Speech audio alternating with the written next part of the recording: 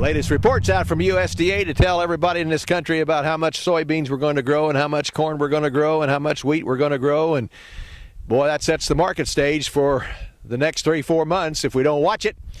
That's what we're going to talk about on this time's Steckline Report. So stay tuned, friends. We're going to talk about prices.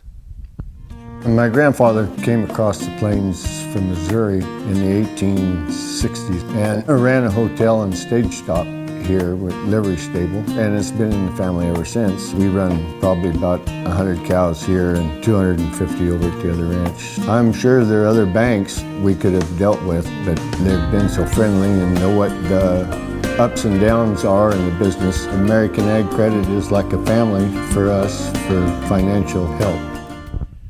Pretty happy about the report. Everybody thought USDA was going to come out with a report here for the August crop production way above anybody's guesses. Quite honestly, it came out below with the product that most people were concerned about, and that's corn. Now, I'm standing in soybeans, dry land soybeans in Kansas. You ever seen anything so pretty?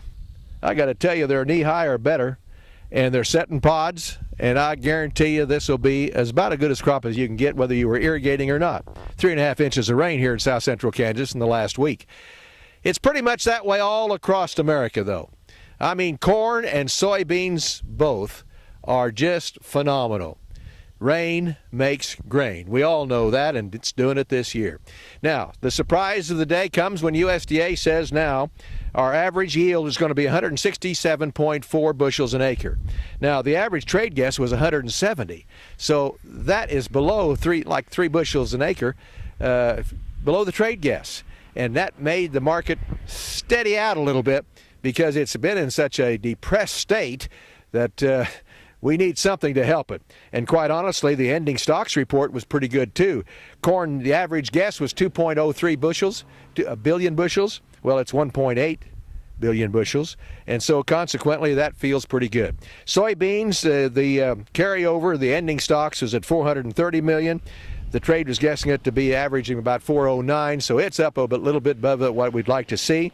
However, the yield at 45.4 was right in line with the trade guess. So, yeah, somewhat negative for soybeans, but not the worst thing in the world. As far as wheat, there's not enough news in the wheat market to make that market move, really, except corn and soybeans, up or down, will drag the wheat market with it. So, with that in mind, what are we going to see? You know, we've got some down-in-the-mouth people thinking we're going to have $2.50 corn at harvest time. I'm not going there. I think that's guys that are overlooking a few things like export business and a few things like maybe early freeze. Yeah, there is some of this crop that's susceptible to early freeze up in the north part of the country. So let's don't knock this corn market down to 2.5 yet. I don't think it'll ever get there. My guess is 3.25, somewhere in there, the low during harvest time, and I think we'll still sell a lot of corn, 350 to 375. If we can market it correctly. We've got some beans just like this on the Ponderosa, and I got to tell you, this bean market probably will take it on the chin. Sure hope I get $11 or better for it. Probably won't, but in any event, we need a little export business. Maybe we can come up with that.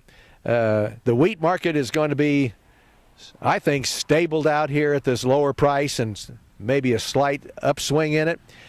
But there's not a lot of faith in a higher wheat market if corn and soybeans can't gain a little ground too. So all in all, we've got a lot of crop coming to town this fall. Probably the biggest worry is how we're going to transport it. Railroads are being bogged down with the problems here and there, especially up in the North Country. They're hauling more oil than they are anything else, I guess, up there, so they don't want to spend a lot of time hauling grain. So we've got some elevators in trouble. Especially, as I said, in the Dakotas and up in that part of the country, Nebraska north.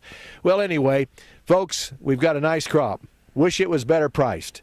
$5 corn looks a lot better than 3.25 corn. And we know there isn't any doubt that income will be down this year. But don't forget, when you've got that many more bushels that you're selling, might not be all that bad. Let's hope not. See you on the next Steckline Report.